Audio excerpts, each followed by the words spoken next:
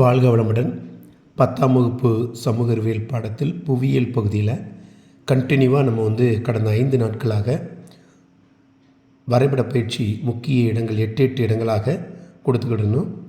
நேற்று கூட ஒரு வீடியோ போட்டிருந்தோம். ஸோ 1 to 5 அந்த வரைபட பயிற்சியில் 8 இடங்களாக 40 இடங்களை நம்ம குறித்து ஒரே வீடியோவாக போட்டிருந்தோம்.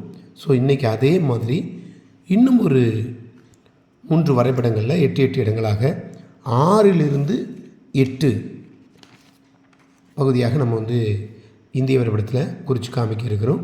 ஸோ இதுவே அனைத்து மாணவர்களுக்கும் போதுமானது. அரசு தேர்வில் இந்த 8 வரைபடங்களில் இந்தியா வரைபடத்தில் 8 தான் நம்ம கொடுத்துருக்கோம் பகுதி வாரியாக. ஸோ 8 64 இடம், கிட்டத்தட்ட 65 இடம் கொடுத்துருக்கேன். சரிங்களா? ஸோ இதில் நம்ம கொஷின் நம்பர் 44 நம்பர் 6வது வரைபடமாக நம்ம அதை கொடுக்குறோம். 3 வரைபட பயிற்சி இதில் சேர்த்து கொடுக்குறோம். ஃபஸ்ட்டு பார்த்திங்கன்னா நெல் விளையும் பகுதி. நெல் விளையும் பகுதி உத்தரப்பிரதேசம், இங்கே முடிய வரும். சரிங்களா? அதுக்கு பக்கத்துலேயே நம்ம குறிச்சிருக்கோம். என்னது அப்படின்னா அதிக மக்கள் அடர்த்தி. அதிக மக்கள் அடர்த்தி என்னது அப்படின்னா பீகார். அதிக மக்கள் அடர்த்தி பீகார். ஸோ அதை நம்ம குறிச்சிருக்கோம். அதே மாதிரி பிரம்மபுத்திரா ரிவர் அடிக்கடி கேட்குறாங்க. ஸோ பிரம்மபுத்திரா குறித்து காமிச்சிருக்கோம். அது மாதிரி வங்காள விரிகுடா உங்களுக்கு தெரியும். கிழக்கே வங்காள விரிகுடா, மேற்கே அரபிக்கடல், அது மாதிரி தெற்கே இந்திய பெருங்கடல். இங்கே வரும் இந்திய பெருங்கடல். சரிங்களா? இலங்கை அதில் தான் இருக்குது. அது சேஷாசலம் உயிர்கோளம் சொல்லுவாங்க. Very very important place Seshachalam. உயிர்கோளம் கேட்டாலும் ஏற்கனவே நம்ம பண்ணா பார்த்தோம், இங்கே குறித்தோம் பண்ணா. இப்போ சேஷாசலம். சரிங்களா? இந்த ரெண்டுமே உயிர்கோளம் தான். அதே மாதிரி கோதாவரி ரிவர் அடிக்கடி கேட்கக்கூடிய ஒரு ரிவர். சரிங்களா? கோதாவரி. அதே மாதிரி பருத்தி விளையும் பகுதி. ஸோ இந்த வரைபடத்தில் கிட்டத்தட்ட 8 இடங்கள் இந்திய பெருங்கடல், சேஷாசலம், வங்காள விரிகுடா, கோதாவரி, பருத்தி விளையும் பகுதி அடிக்கடி கேட்கக்கூடிய ஒரு பிளேஸு. அது மாதிரி நெல் விளையும் பகுதி இங்கேயும் குறிக்கலாம். அது மாதிரி இந்த கடற்கரையோரத்தில் இந்த கிழக்கு தொடர்ச்சி மலை, மேற்கு தொடர்ச்சி மலை இந்த இடத்துல குறிப்பாங்க. ஸோ இந்த சைடு நெல் வரும். நம்ம மேக்ஸிமம் நீங்கள் இங்கேயே குறிங்க. நெல் விளையும் பகுதி இதான் கரெக்டு. அதே மாதிரி அதிக மக்கள் அடர்த்தி சில நேரத்தில் ரேராக கேட்பாங்க. அப்போ பீகார்னு டேரெக்டாக கேட்டால் குறிக்கலாம். அல்லது அதிக மக்கள் அடர்த்தி, இந்தியாவின் அதிக மக்கள் அடர்த்தி எதுன்னு சொன்னால் பீகார். ஸோ இந்த வரைபடத்தில் 8 இடங்கள் பார்த்துருக்கோம். ஸோ அடுத்து பார்த்திங்க அப்படின்னா நம்பர் 7வது வரைபடத்தில் கொஸ்டின் நம்பர் 44 நம்ம புவியியல் பகுதியில் அடுத்து ஒரு 8 இடங்கள் பார்க்க இருக்கிறோம். பாருங்கள், அதிக கல்வியறிவு கொண்ட மாநிலம் அப்படின்னு கேட்பாங்க. கேரளா. அதிக கல்வியறிவு கொண்ட மாநிலம் அப்படின்னு இன்டைரக்ட் கொஸ்டின். ஸோ அதுக்கு கேரளா நல்லா குறித்து காமிச்சிருக்கேன். 6 மார்க் போட்டு எழுதியிருக்கேன். மேக்ஸிமம் இங்கேயே எழுதுறதுக்கு பாருங்கள். சரிங்களா? அது கோவா. அடுத்து முக்கியமான ஒரு கடற்கரை பிளேஸு கோவா. சரிங்களா? கோவா ரொம்ப முக்கியமான பிளேஸ் தான். அடுத்து சாத்புரா மலைத்தொடர். இங்கே நர்மதா பார்த்தோம். சரிங்களா? தபதி இங்கே வரும்.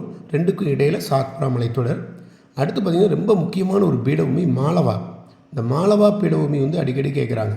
மாலவா, சோட்டானபுரி இங்கே குறிச்சிருந்தோம். அது மாதிரி தக்கான பீடபூமி இங்கே வரும். ஸோ மாலவா பீடபூமி ரொம்ப முக்கியமான பீடபூமி. இந்த 3 பீடபூமியில் ஒரு பீடபூமி கண்டிப்பாக வரும். சரிங்களா? அடுத்து பக்ரானங்கள் அணை ரேராக கேட்டிருக்காங்க. அணை பல்நோக்கு திட்டத்தில் வரும் பக்ரானங்கள் அணை. அதே மாதிரி பார்த்திங்கன்னா சோழமண்டல கடற்கரை அடிக்கடி கேட்குறாங்க. அதாவது கிழக்கு பக்கம் இங்கேருந்து ஆரம்பித்து இங்கே முடிய வருது. அதுதான் நான் குறித்து காமிச்சிருக்கேன். சோழமண்டல கடற்கரைனா அவுட்லைனுக்கு வெளியில் குறிங்க. மலைத்தொடர்னா அவுட்லைனுக்கு உள்ளே குறிங்க. சரிங்களா? கவனமாக இதை குறிங்க. அது சோழமண்டல கடற்கரை அடிக்கடி கேட்கக்கூடியது. அடுத்து ஹிராகுட் அணை கேட்டிருக்காங்க. இந்த பக்ரானங்கள் அணை, ஹிராகுட் அணை, அது மாதிரி கோசி அணை இங்கே வரும். ஸோ இது மாதிரி நிறைய பார்த்து வச்சுக்கோங்க. இதனால் நம்ம ஒவ்வொரு டாப்பிக்கும் ஒரு 2 பார்த்துருக்கோம். சரிங்களா? அது மாதிரி இந்த கோடு போட்டிருக்க பாருங்கள். இது சணல் விளையும் பகுதி. தெளிவாக கூட்டு அதில் இங்கே எழுத முடியாதுன்னு சொல்லி இங்கே பாக்ஸ் போட்டு கோடு போட்டு காமிச்சிருக்கேன். சணல் விளையும் பகுதி. ஸோ மாணவர்களை இதில் 8 இடம் நம்ம பார்த்துருக்கோம். அதிக கல்வியறிவு பெறும் மாநிலம் சோழமண்டல கடற்கரை, கோவா, சாத்புரா மலைத்தொடர், மாலவா பீடபூமி, பக்ரானங்கள் அணை அண்டு ஹிராகுட் அணை, சணல் விளையும் பகுதி. சரிங்களா? ஸோ கொஸ்டின் நம்பர் 44 7வது வரைபட பயிற்சியை நம்ம பார்த்துருக்கோம். அடுத்து பார்த்திங்க அப்படின்னா 8வது வரைபட பயிற்சியை நம்ம பார்க்க இருக்கிறது. அதே மாதிரி ஒரு 8 இடங்கள். ஸோ அதை பார்க்க இருக்கிறோம். இங்கே பாருங்கள், ஃபஸ்ட்டு பாமீர் முடிச்சு ரொம்ப ரேராக கேட்டிருக்காங்க. பாமீர் முடிச்சு. அதுமாதிரி சிந்து நதி இங்கே பாருங்கள். இங்கே ஆரம்பிக்கி இங்கே கூட ஒரு கிளை மாதிரி இப்படி போகும். சரிங்களா? இங்கே ஆரம்பித்து இப்படி போகுது. சிந்து நதி இங்கே இப்படி வரும். இங்கே பாகிஸ்தான் ஆரம்பித்து இப்படி வரும். சரிங்களா. அடுத்து இமயமலை ரொம்ப ரொம்ப முக்கியமானது. எப்பயாவது ஒரு இடம் கேட்டுருக்காங்க இமயமலை. சரிங்களா. இந்த குறிச்சிக்க பாருங்கள், டார்க்காக போட்டிருக்கேன்னா இமயமலை. அதுமாதிரி பார்த்தீங்கன்னா சென்னை டு டெல்லி இருப்பு பாதை கேட்காங்க, ரயில்வே ட்ராக். சரிங்களா. இதை வந்து இப்படி தான் நீங்கள் வரையணும். ஸோ சென்னை குறிக்கணும், டெல்லி குறிக்கணும், இடையில் நீட்டாக ஒரு கோடு போட்டு அதில் இப்படி டஸ்டஸாக அப்படி போட்டுருங்க. சரிங்களா. கிராஸாக அப்படி போட்டிங்கன்னா அதான் இரும்பு பாதை. இடையில் ஒரே ஒரு ஸ்டேஷனாவது குறிக்கணும். ஸோ இங்கே கூட நாக்பூர் வரும், நான் அதை குறிக்கலை, ஆக்ரா குறிச்சிருக்கேன். சரிங்களா. ஸோ சென்னை குறித்து டெல்லி குறித்து எழுதணும். நீங்கள் எழுதாம விட்டுறக்கூடாது, எழுதி இடையில் ஒரு ஸ்டேஷன் முடிஞ்ச அளவுக்கு குறிச்சிருங்க. சரிங்களா. அடுத்து விந்திய மலைத்தொடர், பழமையான மலைத்தொடரில் விந்திய மலைத்தொடர். இமயமலை வேறு, விந்திய மலை வேறு. சரிங்களா. ஸோ விந்திய மலைத்தொடர், இங்கே தான் நம்ம சாத்புரா மலைத்தொடர் பார்த்தோம், இங்கே ஆரவள்ளி மலைத்தொடர் பார்த்தோம். இது வந்து விந்திய மலைத்தொடர். இந்த 3 மலைத்தொடர் வந்து ரொம்ப முக்கியமான மலைத்தொடர், ஏதாவது ஒன்று கேட்பாங்க. அதே மாதிரி மேற்கு தொடர்ச்சி மலைத்தொடர் இங்கே வரும், கிழக்கு தொடர்ச்சி மலைனா இப்படி கேப் விட்டு விட்டு போடணும். சரிங்களா. அடுத்து பார்த்திங்கன்னா மகாநதி. மகாநதி ரொம்ப ரொம்ப முக்கியமான ஒரு ரிவர்.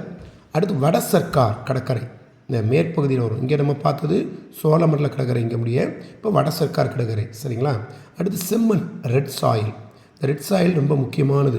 இது இந்த சைடெலாம் வருது, பட் எங்கேயாவது ஒரு இடத்துல குறித்தா போதும். சரிங்களா. செம்மண் இங்கே மட்டும் குறிங்க. அடுத்து வந்து பார்த்திங்கன்னா மழை அதிகமாக பெய்யக்கூடிய, மழை அதிகம் பெய்யும் பகுதி, மழை அதிகம் பெய்யக்கூடிய பகுதி. மாணவர்களை இதில் நம்ம 8 இடங்களாக கிட்டத்தட்ட 8 வரைபடத்தில் இதில் 9 இடம் குறிச்சிருப்போம்னு நினைக்கிறேன். 65 இடங்கள் பார்த்துருக்கோம். ஸோ மீண்டும் நம்ம வந்து அடுத்த பதிவில் சந்திப்போம். நன்றி, வணக்கம்.